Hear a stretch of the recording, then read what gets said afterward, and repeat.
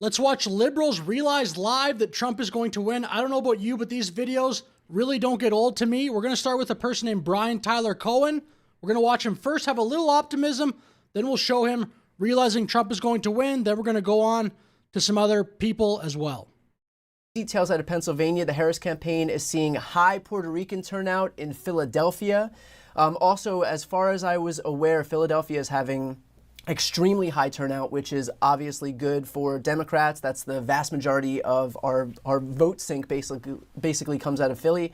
As of midday, the 3 wards that contain the highest concentration of Puerto Rican registered voters in the cities were already at 79% of their total 20. Again, I've said this before a little bit. It is so funny how the only thing those Puerto Rican comments did at that Trump rally from Tony Hinchcliffe was just get liberals' hopes up.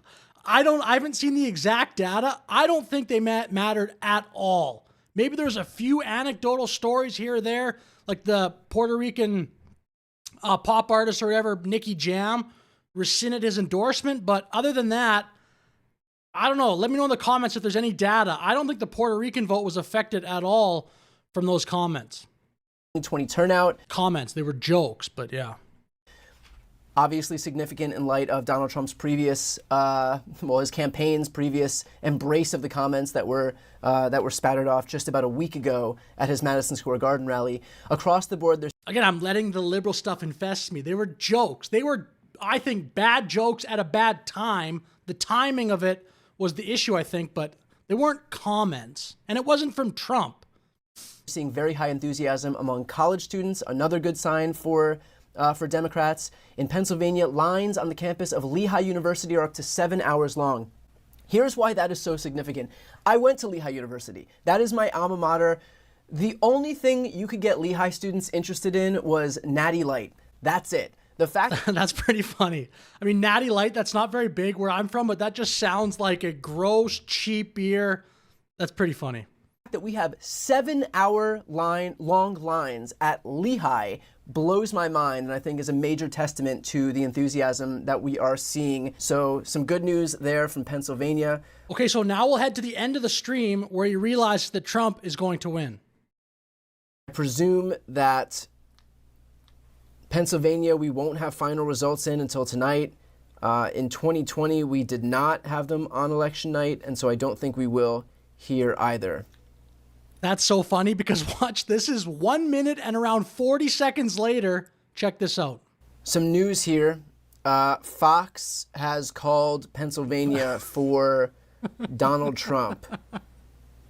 Decision Desk HQ has not called Pennsylvania for Donald Trump. Neither has New York Times, neither has NBC, neither has AP. But Fox has called Pennsylvania. All these other ones haven't, though. That's the last hope of someone that wants Kamala to win. But these other networks haven't called it yet. So that's where we're at right now. Decision Desk HQ projects that Donald Trump has won Pennsylvania, and that will give him enough votes to become the next president. Let's go! So that's where we're at right now. As far as... Does he sound excited? Just very monotone. It's not like a meltdown. I'm not even really making this to dunk on him, but it's very funny still, to me anyway. The results that we have, it looks like Donald Trump has been elected the 47th president of the United States. That is from both Fox and Decision Desk HQ. It all remains to be seen how things are looking in the House. Let's take a quick look at the House right now, which will serve as a bulwark against a second Trump term. Not if he wins the House, which he did. Right now, Decision Desk HQ has it about... Although the House today, I mean, they tried to push that spending bill through. Speaker Mike Johnson was trying to defend it, I saw, on some cable channels, and then Vivek and Elon basically started tweeting about it, posting about it on X, and it got shut down. So, I mean, maybe the House, I mean, this is no secret, but a lot of people in Congress aren't necessarily on Trump's side. So maybe a Republican House can like be a thorn in Trump's side. I don't know. About tied Republicans leading slightly. So it is possible, where it stands right now, that Republicans could come into office with unified control of government. Which, of course, they did. And obviously that is better for the Trump agenda to have a Republican House and a Republican Senate. It's just, it doesn't mean I don't think the work is done for the MAGA and the Trump agenda, as not everybody that's has an R beside their name necessarily agree with Trump or Elon Musk or whatever, Vivek Ramaswamy, on all things, especially as it probably pertains to government efficiency and like maybe getting a little bit less of a salary, things like that. So just one more clip here of Brian being at least slightly triggered, and then we'll move on to somebody else. Yeah, I don't really know what to say right now. Look, obviously this is a pretty terrible result. So I don't know what you, clips like that to me are still funny. Maybe that's a personal flaw, but it is hilarious. All these meltdowns, like back in 2016, the Young Turks meltdown, things like that, clips like this, still funny, still comedy to me. Okay, so now we're going to go to a channel called The Rest is Politics. I believe they're out of the United Kingdom or something like that. I mean, they have the accent like they are. Listen to this analysis, if you want to call it that, about Elon Musk. I think people think that people think that Musk is a sort of, and he did just capture a rocket with some chopsticks. I mean, it's quite difficult, but he's also very bad. But what you're seeing, I think. He's also very bad. What? Okay, this next clip is a question posed. I think questions like this in 2024 are just legitimately embarrassing. You should have already looked this up. You've had 9 years to figure out why Trump is popular. And what do you think this result, if it does pan out in the way it looks at the moment, what do you think that says about America?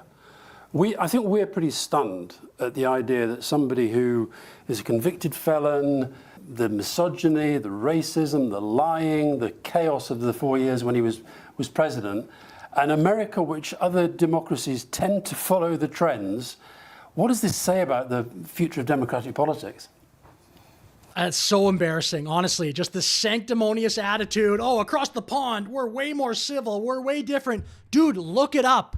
Donald Trump has been a massive figure in American politics, the major figure, arguably, for the entirety of the last 9 years. Figure it out. In 2016, you could see someone asking this question, especially if they didn't live in America. It'd be like, wait a minute, Donald Trump, the guy from The Apprentice, is going to win the election? What is happening? That would have been like a reasonable thing to ask 8 years ago. If you're going to be somebody that's in media, have a channel, whatever this is, you got to look this up, man. You just, in 2024, how is Donald Trump winning? I'm going to like throw a hissy fit over here. Ridiculous. Anyway, Dominic, what might be the benefits of a Trump presidency? Can we think of any good things, you who thought he might win? So I know I'm sometimes cast as the sort of contrarian voice on the panel. And I was reading the comments after our first show.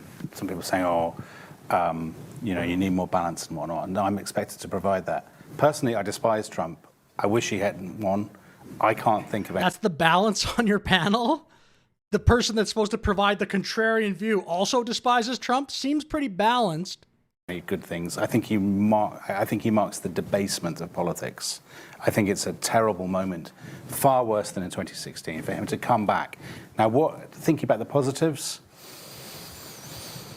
Shake things up.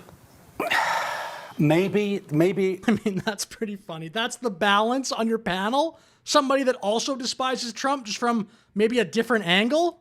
Anthony Scaramucci, Marina Hyde, and Dominic Sambrook.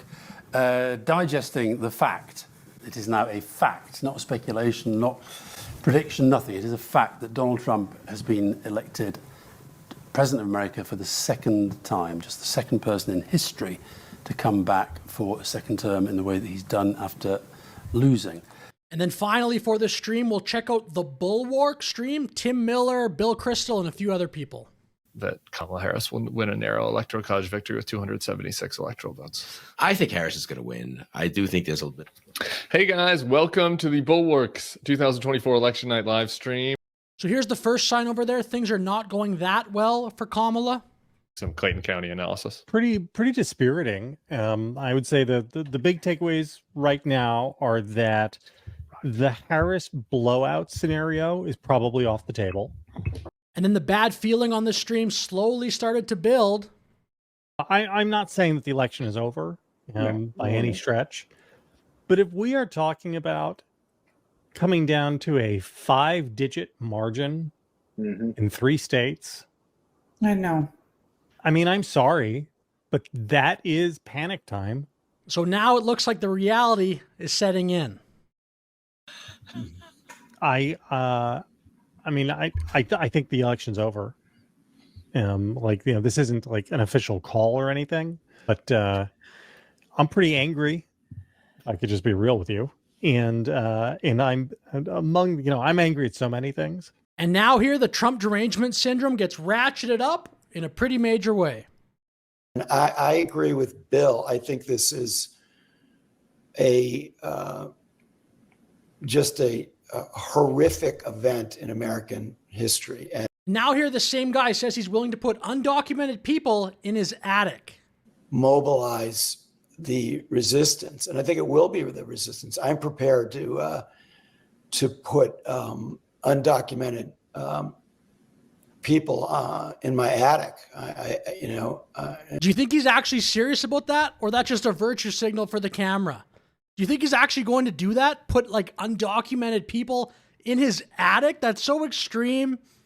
I wonder if he's serious about that. If they're like, if I don't know if he's actually serious. If there is a scenario in life that could happen that he would say, okay, just live in my attic for 4 years until Gavin Newsom becomes the next president. And to protect them from having their families broken apart. During that time, it's very clear that Donald Trump's going to win the election. So I don't know if you guys have actually said that. I don't know where. Yeah, no, I said this, and I got yeah. No, I mean, it's like, so I say this not to like bring everybody down, but really, actually, it's. I mean, those clips again, just of them announcing that Trump is going to win. I still find that so funny, so monotone. Just the faces. It looks like Donald Trump is going to win. I thought it was a coin flip election. I never imagined that Trump could win a resounding victory, the way he has tonight. JVL, this is once more a failure of imagination on Still my a news part. outlet. He hasn't won the resounding victory tonight. The way it looks like he's going to, I think.